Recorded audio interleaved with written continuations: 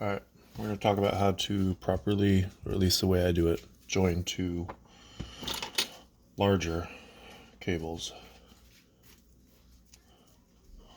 Strong 1/4 inch on each. And at this point you can either choose to cut half right here and deal with a bunch of hairs all over the floor, or just waste a little bit more lead solder or whatever type of solder you're using. I choose to waste. It's fine with me.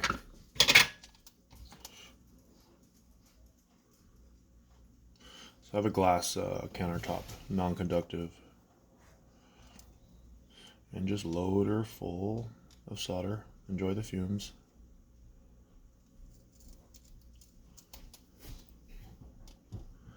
I'm trying not to block the video.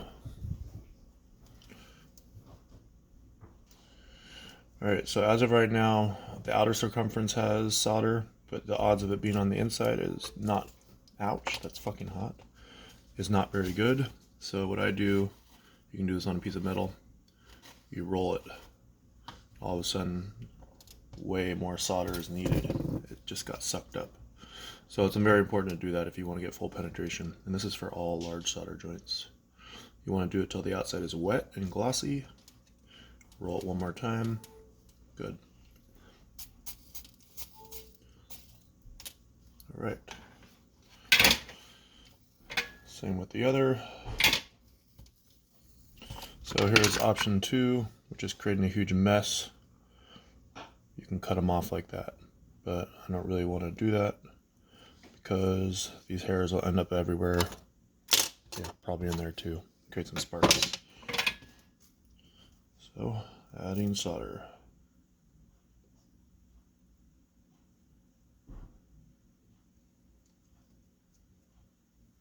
And a roll.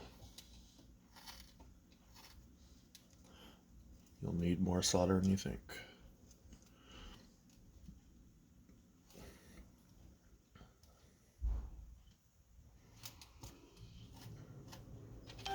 Still could use more.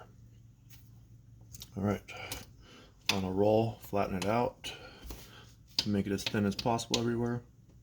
Boom. Alright, here's the easy fun part. Cut half, cut it down the middle.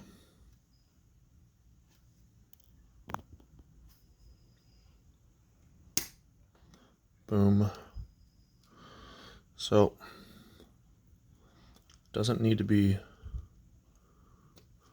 you won't lose any current handling capabilities if you go half-half. So I've reduced this profile in half. Continue to the other one. And it's still hot. Still cooking. That's where it helps to have nice sharp end nippers.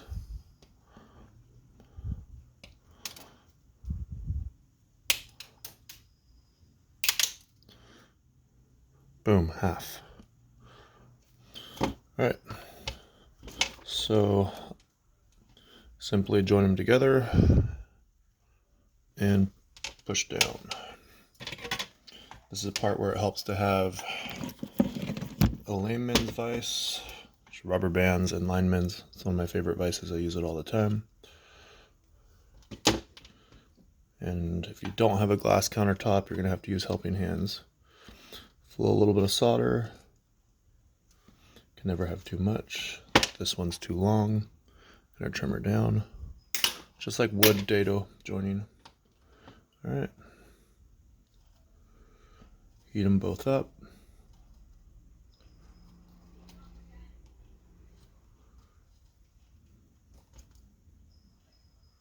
Flow a little solder.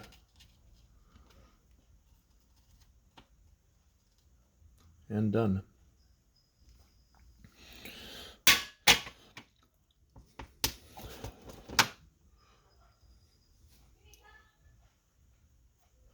And what you're left with, this is a really ugly, terrible example. I'm actually going to redo that because I don't like the look of it. She's ugly. Ugly.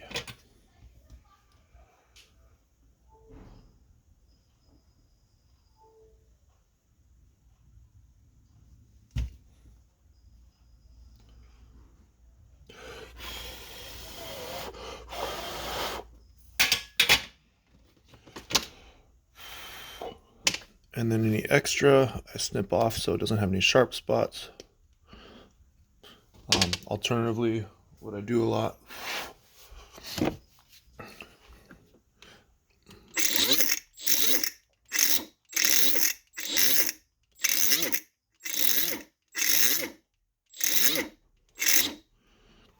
is the whole end coming out of what you want from this is a wire that's the same thickness all the way through.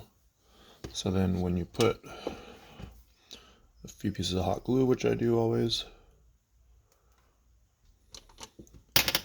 when you put your shrink wrap over, Jesus, put your little pieces of hot glue in there, slip the shrink over, etc., etc. These pieces are too big. Whatever, this is bigger shrink.